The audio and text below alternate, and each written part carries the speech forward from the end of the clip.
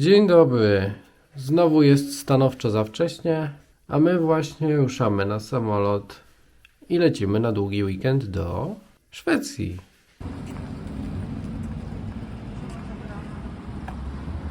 The headwinds above your head.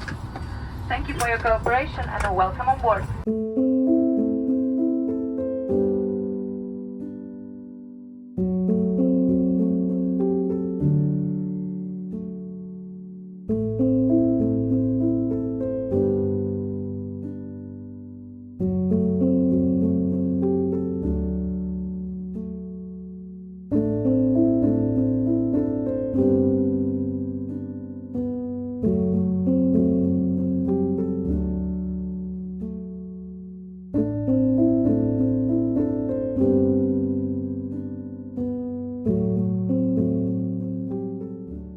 Jedna z takich rzeczy, które są super w Sztokholmie i ogólnie w Szwecji, to infrastruktura rowerowa.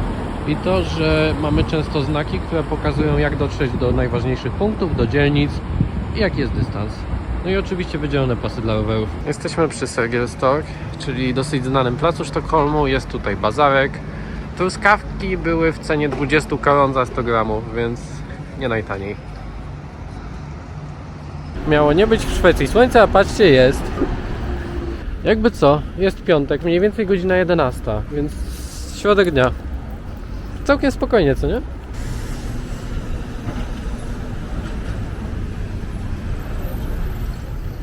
A tu już mamy wodę, statki.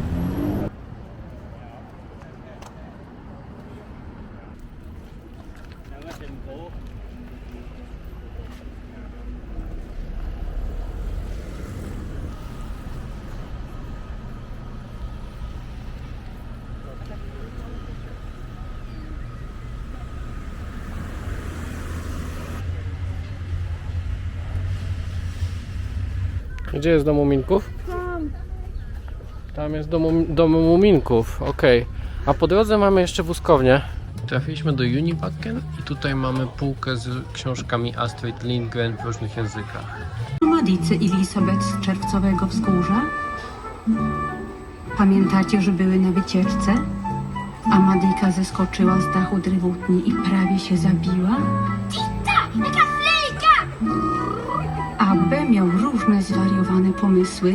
Na przykład tego wieczoru, kiedy zabrał Madikę do pralni, w której straszyło.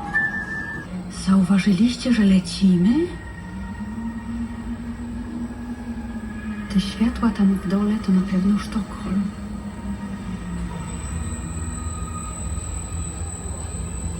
A tam jest dom braciszka. Jak zwykle siedzi i czeka na Carlsona.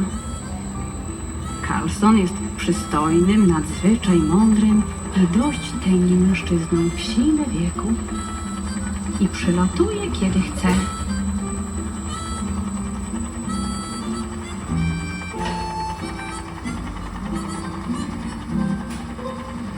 Carlson mieszka w domku na dachu. To tutaj. Co dotarliśmy do Muminków.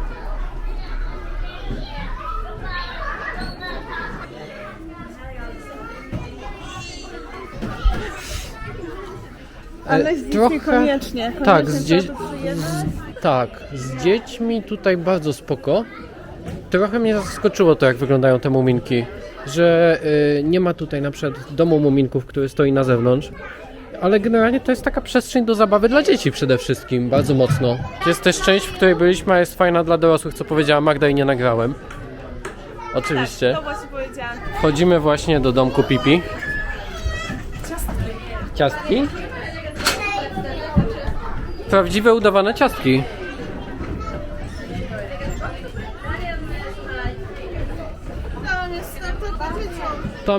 Tam są schodki na górę.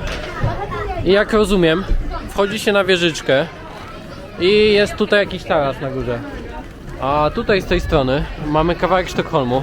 Przyszły ciemniejsze chmury, więc pada nawet. Nawet w tej chwili pada.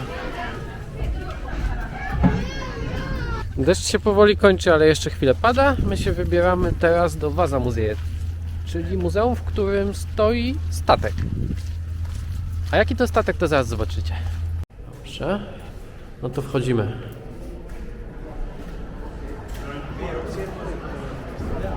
Taki tam stateczek. W całości wyciągnięte W całości, spod wody. tak, w całości wyciągnięty na morza.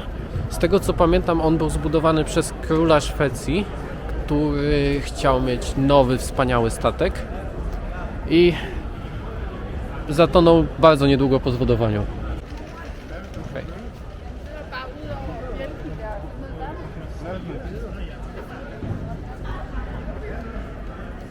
Tak, ten statek wyglądał jak go zbudowali. Tu jest model w skali 1:10.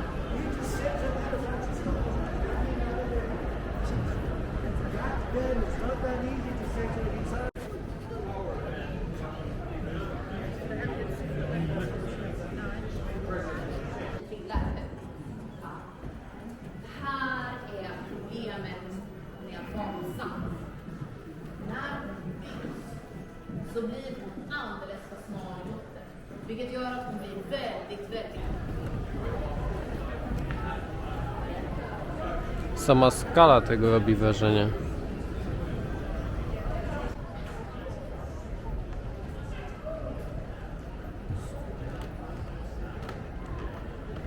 A tu znajome okolice.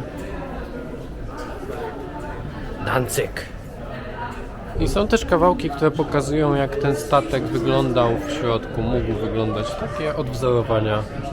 Tak to wygląda tutaj. Tam byliśmy w kabinie oficerów. Tutaj wchodzimy na górny pokład z armatami. I jest tutaj nisko.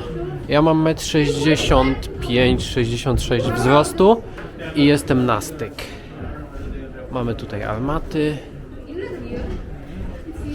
Statek Vasa przepłynął tylko 1,5 kilometra w swojej dziewiczej podróży, aż do momentu, w którym zatonął. Więc można powiedzieć, że to taki pomnik gigantycznego fuck-upu na produkcji. Wchodzimy na bocianie gniazdo. Na szczęście się nie buja, bo gdyby się bujało, to by było trochę smutno. A ja mam lęk wysokości, tak się składa. Kogo my tu mamy?